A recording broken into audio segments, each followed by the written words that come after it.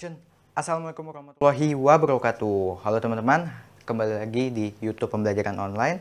Hari ini saya akan membahas tentang geografis Indonesia. Apa itu geografis Indonesia? Ini dia. Indonesia memiliki sekitar 17.504 pulau data tahun 2004. Sekitar 6.000 diantaranya tidak berpenghuni tetap menyebar sekitar Khatulistiwa, memberikan cuaca tropis. Pulau terpadat penduduknya adalah Pulau Jawa, di mana lebih dari setengah 65% populasi Indonesia. Indonesia terdiri dari 5 pulau besar, yaitu Jawa, Sumatera, Kalimantan, Sulawesi, dan Irian Jaya. Dan rangkaian pulau-pulau ini disebut pula sebagai Kepulauan Nusantara atau Kepulauan Indonesia. Indonesia memiliki lebih dari 400 gunung berapi dan 130 diantaranya termasuk gunung berapi aktif. Sebagian dari gunung berapi terletak di dasar laut dan tidak terlihat dari permukaan laut.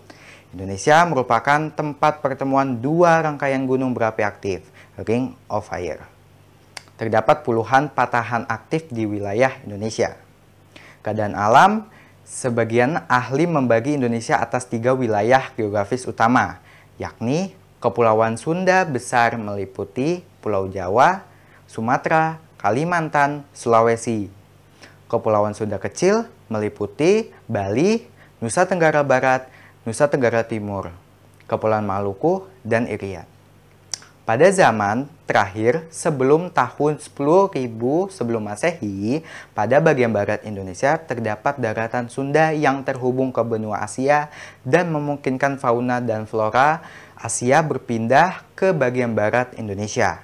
Di bagian timur Indonesia terdapat daratan Sahul yang terhubung ke benua Australia dan memungkinkan fauna dan flora Australia berpindah ke bagian timur Indonesia. Pada bagian tengah terdapat pulau-pulau yang terpisah dari kedua benua tersebut.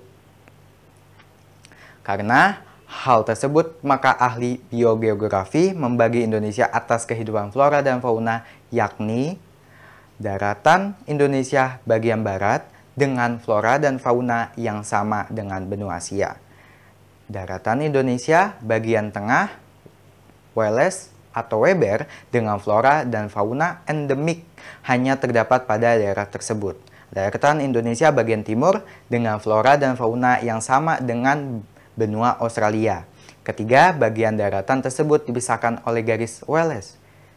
Dipisahkan oleh garis maya imajiner yang dikenal sebagai garis Wales atau Weber, yaitu garis maya yang memisahkan daratan Indonesia Barat dengan daerah Indonesia Tengah. Dan garis Lydekker, yaitu garis maya yang memisahkan daerah Wales, Indonesia Tengah dengan daerah Indonesia Timur. Berdasarkan garis-garis besar haluan negara GBHN 1993, maka Indonesia dibagi menjadi 2 kawasan pembangunan. Kawasan Barat Indonesia terdiri dari Jawa, Sumatera, Kalimantan, Bali. Kawasan Timur Indonesia terdiri dari Sulawesi, Maluku, Irian, Papua, Nusa Tenggara Barat, dan Nusa Tenggara Timur.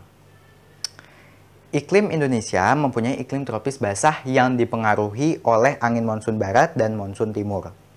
Dari bulan November hingga Mei, angin bertiup dari arah utara barat laut, membawa banyak uap air dan hujan di kawasan Indonesia. Dari Juni hingga Oktober, angin bertiup dari selatan tenggara kering, membawa sedikit uap air. Suhu udara di dataran rendah Indonesia berkisar antara 23 derajat Celcius sampai 28 derajat Celcius sepanjang tahun. Namun, suhu juga sangat bervariasi dari mendekati 40 derajat Celcius pada musim kemarau di Lembah Palu, Sulawesi, dan di Pulau Timor sampai di bawah 0 derajat Celcius di pegunungan Jawijaya, Irian. Terdapat salju abadi di puncak-puncak pegunungan di Irian, Puncak Trikora, MT Wilhelmina 4730 meter, dan Puncak Jaya MT Carstens 5030 meter. Ada 2 musim di Indonesia, yaitu musim hujan dan musim kemarau. Pada beberapa tempat dikenal musim pancaroba, yaitu musim di antara perubahan kedua musim tersebut.